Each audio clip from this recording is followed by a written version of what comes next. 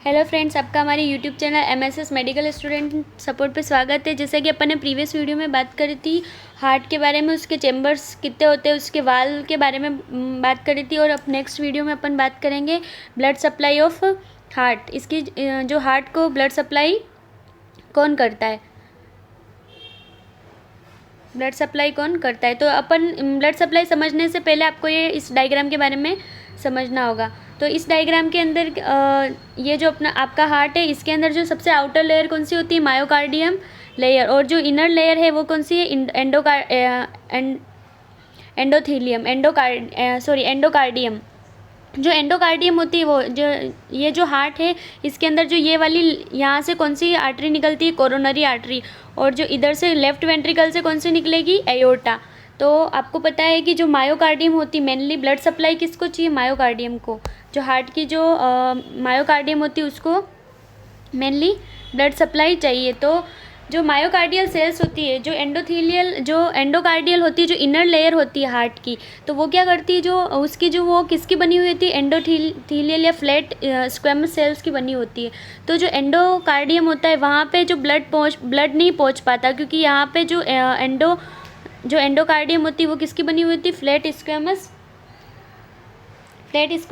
Cell की बनी हुई होती है। इस वजह से मायोकार्डियम को ब्लड नहीं मिल पाता है। तो मायोकार्डियम के अंदर जो सेल्स होती है उसको ब्लड सप्लाई मिलना जरूरी है, क्योंकि इसको ब्लड सप्लाई नहीं मिलेगी तो ये कॉन्ट्रैक्शन नहीं होगा, इसके अंदर कॉन्ट्रैक्शन नहीं होगा तो ये ब्लड को पंप नहीं कर पाएगी और अपने पूरी बॉडी को ब्लड नहीं मिलेगा। तो मेनली जो मायोकार्डियल सेल्स को कहाँ से ब्लड सप्लाई मिलती है, तो अपन इसके बारे में अपन आगे बात करेंगे। तो इसको समझने से पहले अपन समझते हैं जो एयोर्टा, जो लेफ़्ट वेंट्रिकल से जो एयोर्टा निकलती है, ये जो लेफ़्ट वेंट्रिकल से ये एयोर्टा है। तो इसके अपन पार्ट्स के बारे में अपन पढ़ लेते हैं, एक बार देख लेते, क्योंकि इसको समझना ज़रूरी है। क्योंकि इसके बाद अपन जो भी ब्लड सप्लाई पढ़ेंगे, जो भी आर्टरी के नाम होंगे, तो वो इसी के आधार पे रहेंगे। तो ये फर्स्ट जो पार्ट है ये वाला, इसको बोलते हैं असेंडिंग अयोर्टा, जो ऊपर की ओर उठा हुआ है, जो ऊपर की ओर जा रहा है, इसको बोलते हैं असेंडिंग अयोर्टा।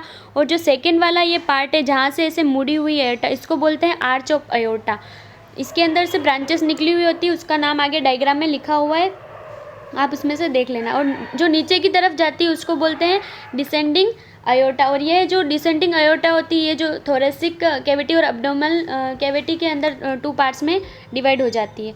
तो इसके अंदर डायग्राम में भी है, इसकी जो ब्रांचेस है, ये रही अयोर्टा, इसकी जो ब्रांचेस है, इसके अंदर जो आर्च ऑफ अयोर्टा है, आर्च ऑफ अयोर्टा की ब्रांचेस कौन कौन सी है, ये जो हो गई ये तीनों ब्रांचेस निकलती है। इसमें लेफ़्ट कैरोटिड आर्टरी हो गई, ये लेफ़्ट वर्टिबल आर्टरी हो गई, और ये कॉमन कैरोटिड आर्टरी। अयोर्टा के बारे में अलग से टॉपिक है, इसको अच्छे से मतलब आपको समझा दूंगी, लेकिन उससे पहले आपको ये कॉमन चीज़ें समझनी जरूरी है कि असेंडिंग अयोर्टा क्या होती है, डिसेंडिंग अयोर्टा क्या होती है। तो जो हार्ट होता है वो क्या होता है, फर्स्ट ऑर्गन होता है जो ब्लड को रिसीव करता है इटसेल्फ। मतलब जो हार्ट, आप सभी के मन में क्वेश्चन आ रहा होगा कि जो हार्ट होता है वो ब्लड को पंप करता है, तो इसको ब्लड सप्लाई कहाँ से मिलेगी, ब्लड सप्लाई खुद को भी तो ब्लड सप्लाई मिलना ज़रूरी है इसकी। तो जो हार्ट अपना ब्लड को पंप करता है, तो इसकी ब्लड सप्लाई किससे मिलती है, तो हार्ट फर्स्ट ऑर्गन होता है जो रिसीव करता है ब्लड पंप बाय इटसेल्फ, खुद से ही रिसीव करता है उसकी ब्लड को। और normally heart pump about the 5 litre of the blood every minute. जो नॉर्मली जो हार्ट होता है वो कितना पंप करता है ब्लड को, 5 litre of blood every minute, इसको मिनट वॉल्यूम बोलते हैं। जो हार्ट होता है वो mainly receive it blood supply during the diastole. अब मैंने आपको बोला था कि जो हार्ट होता है वो ब्लड सप्लाई खुद से कहाँ से रिसीव करेगा, तो जो ये ड्यूरिंग डायस्टोल होता है, सिस्टोल और डायस्टोल 2 प्रोसेस होती है अपने हार्ट के अंदर। तो जो जब सिस्टोल हो रहा होता है तब ये अपना जो हार्ट होता है वो ब्लड सप्लाई को रिसीव करता है। तो कैसे रिसीव करता है ये चीज़ अपन यहाँ पे इस डायग्राम से समझेंगे। जैसे कि ये हो गई आपकी अयोर्टा, ये आपकी हो गई अयोर्टा। उस अयोर्टा से 2 ब्रांचेस निकलती है, राइट कोरोनरी आर्टरी और लेफ्ट कोरोनरी आर्टरी। इस डायग्राम में आप देखो, ये जो अयोर्टा है, इससे जो ब्रांचेस निकली हुई है, ये जो ब्रांचेस निकली हुई है, राइट कोरोनरी आर्टरी और एक लेफ्ट कोरोनरी आर्टरी, ये जो 2 ब्रांचेस निकलती है। और यहाँ पे जो होता है लेफ्ट वेंट्रिकल, जो लेफ्ट वेंट्रिकल क्या करेगा, ये जो वेंट्रिकल है और वेंट्रिकल के अंदर जो ये क्या कौन से वाल्व हो गए, ये वाल्व हो गए एयोर्टिक वाल्व। आयोटिक वाल। अब क्या होगा, जो ब्लड होगा जब जब वेंट्रिकल कॉन्ट्रैक्ट करता है, जब इन वेंट्रिकल्स के अंदर क्या होगा, कॉन्ट्रैक्शन होगा, तो तब ब्लड क्या होगा, ऊपर पंप होगा अयोटा में। तो जब कॉन्ट्रैक्शन के दौरान जो ब्लड होगा वो क्या होगा, पंप होगा और ये ऊपर जाएगा। और जब जब वेंट्रिकल के अंदर जब डायस्टोल होगा, वापस डायस्टोल का मतलब जब रिलैक्सेशन की कंडीशन में आएंगे तो ब्लड क्या हो गया, जब कॉन्ट्रैक्शन हो रहा था तब ब्लड क्या हो रहा था, ऊपर पंप हो रहा था। और जैसे ही डायस्टोल हुआ तब क्या होगा, जो वेंट्रिकल होते हैं, जो ये एयोटिक वाल होते हैं, जो सेमिल्यूलर जो वाल होते हैं, जो अयोटा के अंदर जो वाल होगा वो क्या हो जाएगा, क्लोज हो जाएगा ड्यूरिंग डायस्टोल। जब ये वाल्व क्लोज हो जाएगा तब क्या करेगा, जो भी वेंट्रिकल ने कॉन्ट्रैक्शन किया, जो ब्लड यहाँ तक पहुँच गया है वो तो आगे चला गया, लेकिन जो ब्लड यहाँ तक ही आया हुआ है तो वो क्या करेगा, जैसे ही वाल्व बंद हो जाएंगे तो वाल्व बंद होने के बाद में ये ब्लड कहाँ से, राइट कोरोनरी आर्टरी और लेफ्ट कोरोनरी आर्टरी की तरफ चला जाएगा और ये ब्लड जो होगा वो वेंट्रिकल को मिल जाएगा। और जब राइट एट्रियम और लेफ्ट एट्रियम को, तो क्या होगा, जब कॉन्ट्रैक्शन होता है तभी राइट वेंट्रिकल और लेफ्ट वेंट्रिकल, राइट एट्रियम और लेफ्ट एट्रियम को, राइट एट्रियम और दोनों ही एट्रिया को उस टाइम मिल जाता है ब्लड। लेकिन वेंट्रिकल में क्या होता है, ज़्यादा प्रेशर होता है तो उसकी वजह से उसको ब्लड नहीं मिल पाता है। तो जब वेंट्रिकल क्या होता है, जब कॉन्ट्रैक्शन होता है वेंट्रिकल में, जैसे ही वेंट्रिकल कॉन्ट्रैक्ट करेगा तो पूरा ब्लड के जो ब्लड होगा वो किसके अंदर जाएगा, एयोटा में जाएगा और वो एयोटा से क्या हो जाएगा, पूरी बॉडी के अंदर पंप हो जाएगा।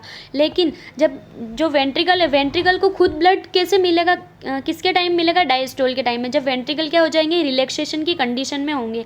जैसे ही वेंट्रिकल ने कॉन्ट्रैक्शन किया और ब्लड ऊपर गया तो जब वापस रिलैक्स हुए, डायस्टोल हुआ उनमें, तो ये वाल्व क्या हो जाते हैं, ये दोनों वाल्व क्या हो जाते हैं, क्लोज हो जाते हैं।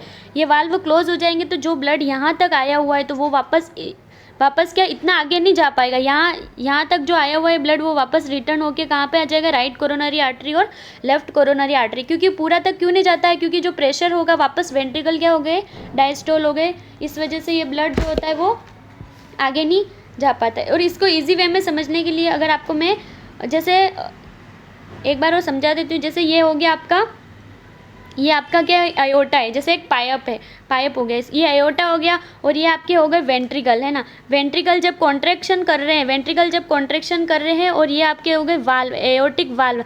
जैसे ही वेंट्रिकल के अंदर कॉन्ट्रैक्शन हुआ तो ब्लड क्या हो गए, अयोटा में पंप हो गया। लेकिन जैसे ही वेंट्रिकल ने डायस्टोल किया तो क्या हो गई, ये वाल्व क्या हो गई, क्लोज हो गए।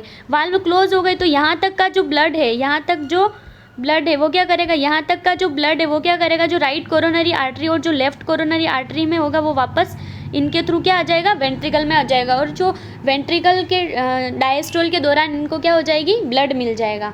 तो ये इसमें लिखा हो कि जो हार्ट होता है वो mainly receive its blood supply during diastole. जब डायस्टोल हो रहा होता है, जब रिलैक्सेशन होता है तो उस टाइम वो अपनी ब्लड सप्लाई क्या करता है, रिसीव करता है। तो ड्यूरिंग सिस्टोल वेंट्रिकल, ये जो लिखा हुआ है, जो during systole ventricles pressure is higher in ventricle myocardium. जब कॉन्ट्रैक्शन हो रहा होता है, जब सिस्टोल के टाइम में जब कॉन्ट्रैक्शन होता है तो मायोकार्डियम के अंदर क्या होता है, ज़्यादा प्रेशर होता है। जैसे ही प्रेशर लगाया तो ब्लड क्या गया, ऊपर गया अयोटा में। लेकिन जब डायस्टोल हुआ, रिलैक्सेशन की कंडीशन आई तो थोड़ा सा जो ब्लड गया हुआ है वो वापस आ जाएगा, तो एवी वाल्व तो बंद हो जाएंगे, तो राइट कोरोनरी और लेफ्ट कोरोनरी से ब्लड क्या आ जाएगा, हार्ट के अंदर जो वाल्व होते हैं उनके अंदर रिसीव हो जाएगा। तो ब्लड सप्लाई क्या होती है, ब्लड सप्लाई जो हार्ट को, अब पढ़ते हैं अपन ब्लड सप्लाई इसकी। तो ब्लड सप्लाई जो हार्ट को, जो ब्लड सप्लाई किससे रिसीव होती है, कौन सप्लाई करता है, कोरोनरी आर्टरी ब्लड सप्लाई करती है हार्ट को। तो कोरोना का मीन्स क्या होता है, कोरोना को तो आप अच्छे से जानते ही हो, कोरोना जो वायरस था, कोरोना का मीन्स होता है, एक्चुअल मीन्स होता है क्राउन मतलब जो वायरस था ना उसका भी जो शेप था एक एज ए क्राउन जैसे ही था, तो इसका कोरोना का मीन्स होता है क्राउन इसलिए क्योंकि जो कोरोनरी आर्टरी होती है ना वो एक मतलब जो हार्ट को ऐसे सप्लाई करती है ना, एज जैसे किसी ने क्राउन पहन रखा हो सर पे, वैसा इसका स्ट्रक्चर्स दिखाई देता है। तो इस वजह से इसका नाम है कोरोनरी आर्टरी, मतलब क्राउन के जैसा। तो कोरोनरी आर्टरी कहाँ से ओरिजिनेट होती है, असेंडिंग अयोटा। मैंने अयोटा का आपको ये बताया था, जैसे ये अयोटा, असेंडिंग अयोटा मतलब जो नीचे से ऊपर जा रही है, ऊपर की तरफ, ये ऊपर की तरफ जा रही है ना, असेंडिंग होना, इसको बोलते हैं असेंडिंग अयोटा। और ये वापस ऊपर से नीचे की तरफ आ रही है, नीचे, तो इसको बोलेंगे डिसेंडिंग अयोटा। तो जो कोरोनरी आर्टरी मैंने डायग्राम में बताया था ना आपको, 2 आर्टरी निकल रही है यहाँ से, तो कोरोनरी आर्टरी का ओरिजिनेट कहाँ से हो रही है, असेंडिंग अयोटा से। तो ये चीज़ है आपको इसकी जो ओरिजिनिंग कर। अब कोरोनरी आर्टरी की 2 ब्रांचेस होती है, राइट कोरोनरी आर्टरी और एक लेफ्ट कोरोनरी आर्टरी। तो ये दोनों जो हार्ट को सप्लाई करेगी ब्लड। तो राइट कोरोनरी आर्टरी का अपन ओरिजिन की बात करें तो जो राइट कोरोनरी आर्टरी है वो कहाँ से ओरिजिन हो रही है, right anterior aortic sinus. Sinus का मतलब क्या होता है, जैसे ये अयोटा हो गया, जैसे ये एक पाइप हो गया। तो अब इन दोनों में से ये ब्रांचेस निकल रही अयोटा में से। तो इन ब्रांचेस निकलने के लिए मतलब छेद बोल सकते हैं अपन, जैसे ये छेद यहाँ से निकल रही है, ये छेद, इन छेद को ही अपन ने बोला है साइनस। तो एयोटिक साइनस, जो एयोटा से एयोटा और इसका साइनस, तो aortic sinus, right anterior aortic sinus से राइट कोरोनरी आर्टरी निकलती है। और जो लेफ्ट कोरोनरी आर्टरी होती है वो कहाँ से निकलेगी, पीछे की साइड से। तो लेफ्ट पोस्टीरियर अयोटिक साइनस। तो इन दोनों की जो कोरोनरी आर्टरी होती है इसकी 2 मेन ब्रांचेस होती है, राइट कोरोनरी आर्टरी और लेफ्ट कोरोनरी आर्टरी। यही हार्ट को ब्लड सप्लाई करेगी। अब इसकी अलग अलग अपन ब्रांचेस की बात करते हैं। उससे पहले जो राइट कोरोनरी जो आर्टरी होती है, राइट कोरोनरी आर्टरी सप्लाई कितना करती है, 40% ऑफ हार्ट। 40% ऑफ हार्ट, क्योंकि अपन ने जैसे प्रीवियस वीडियो में पढ़ा था, जो राइट वेंट्रिकल और जो लेफ्ट वेंट्रिकल था, जो राइट वेंट्रिकल और जो लेफ्ट वेंट्रिकल था उसका रेशो अपन ने कितना देखा था, 1:3 है ना।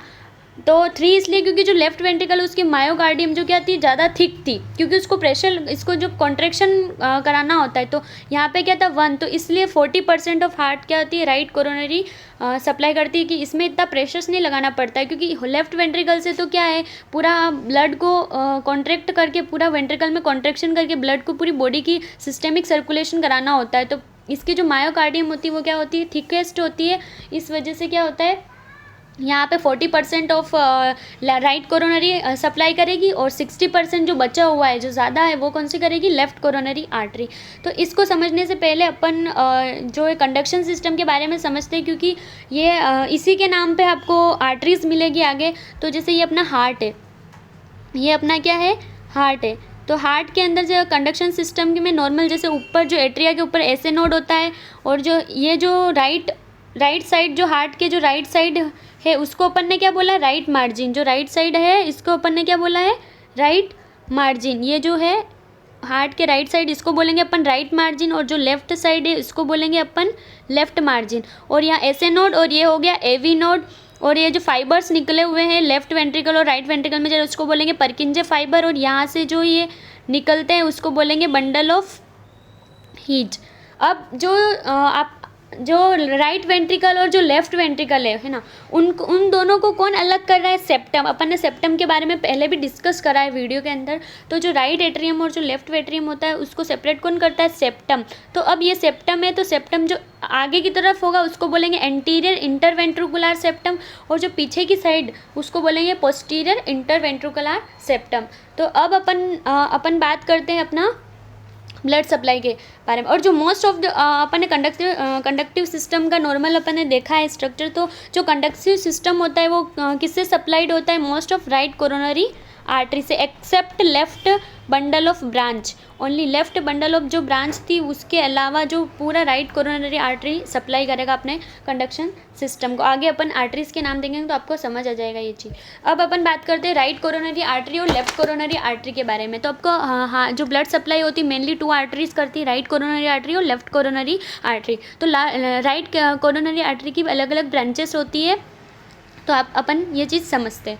तो जैसे मैंने बात करी थी, ये हो गया अयोटा, ठीक है, ये हो गया अयोटा। अब इसमें क्या बात कर रहे हैं, जो राइट कोरोनरी आर्टरी है इसमें अपन ने देखा है कि जो अयोटा होती है उसकी क्या होती है, 2 ब्रांचेस निकलती है, एक तो राइट कोरोनरी आर्टरी और एक होती है लेफ्ट कोरोनरी आर्टरी। जैसे ये राइट कोरोनरी ब्रांच निकलती है, इसके जस्ट ऊपर जो अपना ऐसे नोड होता है एट्रियम, वहाँ पे ऐसे नोड होता है, वहाँ पे निकलेगी एक ऐसे नोडल आर्टरी। अपन ने बात करी है ना कि जो most of the conductive system होता है उसको राइट कोरोनरी सप्लाई करता है। तो जो एट्रियम के जस्ट ऊपर होगी तो वो क्या होगी, ऐसे नोडल आर्टरी। अब जो राइट कोरोनरी आर्टरी होगी आगे आगे घूमते हुए जो मार्जिन्स होती है हार्ट की, मार्जिन्स को सप्लाई करेगी, तो उसको नाम दे दिया राइट मार्जिनल आर्टरी, क्योंकि राइट साइड में। और मैंने डायग्राम में बताया था ना कि राइट मार्जिनल और लेफ्ट मार्जिनल। तो जो राइट कोरोनरी आर्टरी होगी वो राइट मार्जिनल आर्टरी को सप्लाई करेगी। अब जो पीछे की साइड, अब आगे की साइड जो अयोटा, हार्ट के आगे की साइड ब्लड सप्लाई हो रही है तो पीछे की साइड भी तो होगी। तो पीछे की साइड को अपन डैश, ठीक है, डैश मीन्स पोस्टीरियर, जो ये वापस एयोर्टा वो पीछे की साइड में, और जो ये आर्टरी है वापस पीछे की साइड में, ये पीछे की साइड में हार्ट के जस्ट पीछे, तो वहाँ पे कौन सी होगी, जस्ट बीच में एवी नोडल आर्टरी, जो अपन ने एवी नोड पढ़ा जस्ट पीछे की साइड। और जो ये पोस्टीरियर जो अयोर्टा हो गया वो पीछे की साइड में क्या हो रहा है, नीचे नीचे की तरफ आ रहा है। तो अपन ने क्या बोला था, जो अयोर्टा होता है वो ऊपर की ओर जा रहा है, मतलब असेंडिंग, और ऊपर से नीचे की तरफ आ रहा है तो उसको बोलेंगे डिसेंडिंग नाम दिया। तो ये पीछे की तरफ जा रही है मतलब क्या हो गया, पोस्टीरियर, और नीचे की तरफ आ रही है मतलब क्या हो गया, डिसेंडिंग। तो इसको नाम दिया पोस्टीरियर डिसेंडिंग आर्टरी। इसमें रटने वाली कोई भी चीज़ नहीं है, डायग्राम से आप सारी चीज़ें समझ के लिख सकते हो। तो जैसे ये अयोर्टा हो गया, राइट कोरोनरी आर्टरी से ब्रांच निकली जो मार्जिन की तरफ, राइट मार्जिनल आर्टरी, ऊपर की तरफ कौन सी थी, एस्टेनोडल आर्टरी, और पीछे की तरफ जाएगी ये आर्टरी जो बीच में जस्ट, उसको बोलेंगे एविनोडल आर्टरी। और जो पोस्टीरियर जो अयोर्टा होता है वापस नीचे की तरफ आएगा पीछे की साइड से घूम के, तो पोस्टीरियर उसको बोलेंगे, और नीचे की तरफ आ रहा है उसको बोलेंगे डिसेंडिंग आर्टरी। तो इसको क्या नाम दिया, पोस्टीरियर डिसेंडिंग आर्टरी। तो अब जो ये वापस जो पीछे की साइड में थोड़ा सा जो राइट कोरोनरी आर्टरी है वो थोड़ा सा लेफ्ट वेंट्रिकल ब्रांच को भी ब्लड सप्लाई करेगी पीछे की साइड में थोड़ा सा, तो इसलिए इसको लिखा है लेफ्ट वेंट्रिकल ब्रांच।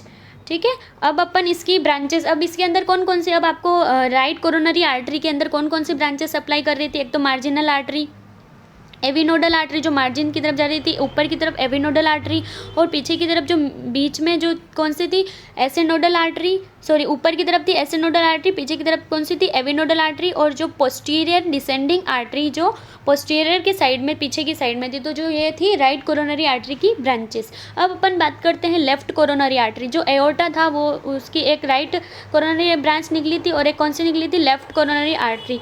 तो अपन बात करते हैं जो लेफ्ट कोरोनरी आर्टरी का कौन सा था, 40% ऑफ हार्ट का 60% ऑफ सप्लाई करेगा, और जो राइट कोरोनरी आर्टरी कितनी कर रही थी, 40%, और ये कितना करेगा, 60%। तो अब अपन इसकी ब्रांचेस की बात करते हैं। जो लेफ्ट कोरोनरी आर्टरी होती है उसकी क्या होती है, मेन ब्रांचेस कितनी निकलती है, 2। जो लेफ्ट कोरोनरी आर्टरी क्या हो रही है, ये है, और ऐसे घूम के आ रही है, घूम के ऐसे इसकी ब्रांचेस निकल रही है, और ये छोटी सी जो कि मार्जिन की तरफ जा रही है, लेफ्ट जो हार्ट होता है उसकी मार्जिन, तो इसको नाम दे दिया लेफ्ट मार्जिनल आर्टरी। और एक घूम के, जैसे ये लेफ्ट कोरोनरी आर्टरी थोड़ा सा घूम के नीचे आई तो उसको बोलेंगे सर्कमफ्लेक्स, लेफ्ट सर्कमफ्लेक्स, सर्कम मतलब घूमी है इसलिए लेफ्ट सर्कमफ्लेक्स आर्टरी, इसको बोलते हैं LCX शॉर्ट, है ना।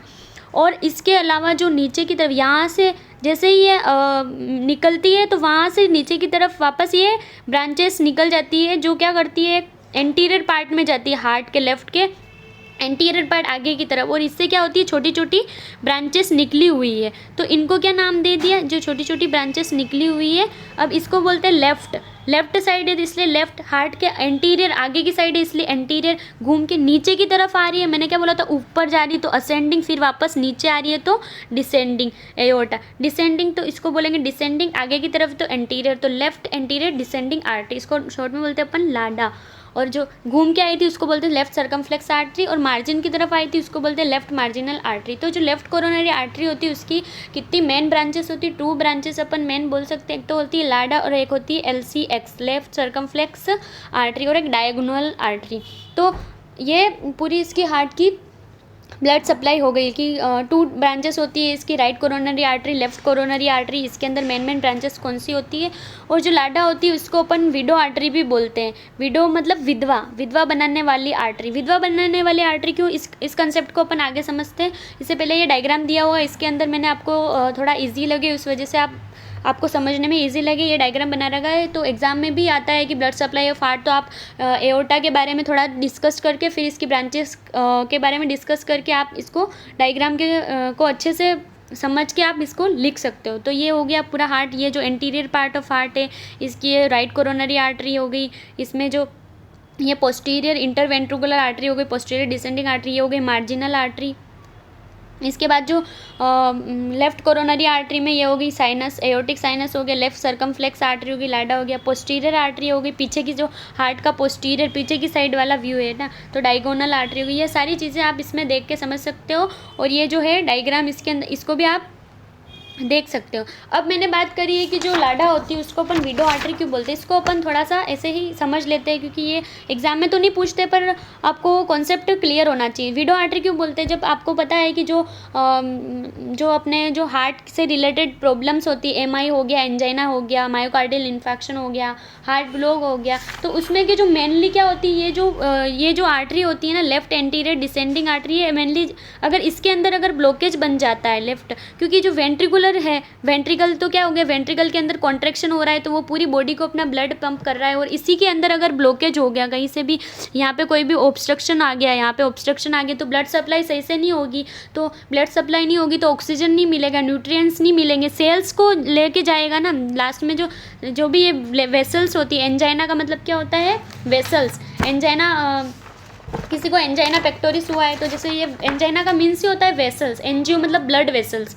जैसे ये ब्लड वेसल्स हो गई, इसके अंदर कोई भी ब्लॉकेज आ गया तो ब्लड क्या हो गया, यहाँ पे जैसे ये सेल, यहाँ पे क्या हो गई, यहाँ पे जैसे ये क्या आ गया, सेल हो गया तो सेल को क्या हो गया, ऑक्सीजन और ब्लड सप्लाई नहीं मिलेगी यहाँ पे ब्लॉकेज होने की वजह से, तो उसकी वजह से क्या होगा, ब्लॉकेज हो गया, हाइपोक्सिया हो जाएगा। तो अपना जो मेन होता है ना, आपने पढ़ा है कि जो सेल होता है उसके अंदर जो माइटोकॉन्ड्रिया होता है वो क्या करता है, उसको पावर हाउस अपन बोलते हैं, वो एटीपी को प्रोड्यूस करता है जिसकी वजह से एनर्जी मिलती है। तो वो क्या करेगा, अगर यहाँ पे ब्लॉकेज हो जाएगा तो क्या करेगा, जो उसको ऑक्सीजन नहीं मिल पा रहा है तो अपने जो माइटोकॉन्ड्रिया को एरोबिक और एनाएरोबिक के थ्रू अपना जो एटीपी को क्या प्रोड्यूस करेगा। तो ऑक्सीजन तो इसमें मिल नहीं रही क्योंकि ब्लॉकेज हो गया, ब्लड सप्लाई जा नहीं रही है सेल को, तो ऑक्सीजन की कमी हो गई। तो ऑक्सीजन होती तो कौन सा करता है, एरोबिक पाथवे, और ऑक्सीजन की कमी हो जाएगी तो वो कौन सा करेगा, एनाएरोबिक एक्टिविटी, एनाएरोबिक पाथवे को यूज़ करेगा और एटीपी को क्या करेगा, बनाएगा। तो ड्यूरिंग द एनाएरोबिक एक्टिविटी क्या बनता है, लैक्टिक एसिड बन जाता है। लैक्टिक एसिड बन जाएगा तो उसकी वजह से क्या हो जाएगा, जो मायोकार्डियल जो नर्व्स होती है, जैसे यहाँ पे ब्लॉकेज हुआ है तो ये जो मायोकार्डियल जो नर्व्स होती है वो क्या होती है, पेन रिसेप्टर्स होती है, पेन के लिए रिस्पॉन्सिबल होती है। तो क्या करेगा, जो लैक्टिक एसिड होता है वो क्या होता है, पेन को करवाता है, पेन होता है अगर लैक्टिक एसिड का फॉर्मेशन हो जाता है। तो जो मायोकार्डियल नर्व एंडिंग होती है वो क्या होता है, पेन के लिए, पेन के रिसेप्टर्स के लिए रिस्पॉन्सिबल होता है, और उसकी वजह से क्या होता है, अपने चेस्ट के अंदर पेन होता है। तो जो उस वजह से पेन होता है, तो ये कौन सा होता है, जो मोस्ट कॉमन होता है वो किस में होता है, मेल के अंदर ज़्यादा होता है। क्या होता है, मेल के अंदर ज़्यादा होता है। जो नॉर्मल एज होती है ना 13 to 45 ईयर्स, जो मेल के अंदर ज़्यादा होता है। और फीमेल के अंदर ज़्यादा क्यों नहीं होता है, कि लेस चांसेस होते हैं, इसलिए क्योंकि जो फीमेल के अंदर एस्ट्रोजन और प्रोजेस्टेरोन होता है। तो एस्ट्रोजन और प्रोजेस्टेरोन क्या होता है, इसकी जो इसकी जो एंडोथीलियम रहती है ना, उसको क्या करता है, स्मूथ बनाए रखता है। तो उस वजह से क्या होता है, फीमेल के अंदर लेस चांसेस होते हैं और मेल के अंदर एस्ट्रोजन वगैरह इतना नहीं होता, एस्ट्रोजन बिल्कुल होता ही नहीं है मेल के अंदर। तो क्या करता है कि इस वजह से जो उसके अंदर क्या होता है, ज़्यादा होता है, ज़्यादा एमआई होने के चांसेस होते हैं। इस वजह से उसको क्या होता है, हार्ट अटैक और डेथ हो जाती है 13 to 45 एज के। तो जो फीमेल होती है वो क्या होती है, उस टाइम विधवा हो जाती है, इसलिए इसको क्या बोलते हैं, विडो आर्टरी। मतलब कम एज में ही, बहुत सारे ज़्यादातर मेल को होता है तो कम एज में ही वो विधवा हो जाती है। तो इसलिए इसको क्या बोला है, लाडा को बोला है also known as widow artery. मतलब ये क्या करवाती है, इसके अंदर ज़्यादा मेल के अंदर होता है ब्लॉकेज, और मेल के अंदर ही मायोकार्डियल इन्फेक्शन ज़्यादा मोस्ट कॉमन जो होते हैं मेल के अंदर देखने को मिलते हैं, इसलिए इसको बोलते हैं विडो आर्टरी। तो ये पूरी है ब्लड सप्लाई, इसकी जो 2 ब्रांचेज होती है, राइट और लेफ्ट कोरोनरी आर्टरी, और ये डायग्राम है। ये पूरा आपका ब्लड सप्लाई का टॉपिक है। अब अपन नेक्स्ट वीडियो में अपन कार्डियक साइकिल हो गया, कार्डियक आउटपुट, इसकी बात करेंगे। ये सारा वीडियो आप देख लेना अच्छे से, इसको पढ़ लेना। नेक्स्ट वीडियो में अपन इसकी कार्डियक आउटपुट और कार्डियक साइकिल पढ़ेंगे। थैंक यू फॉर वॉचिंग, और हमारे चैनल को लाइक करें, सब्सक्राइब करें, फॉलो करें।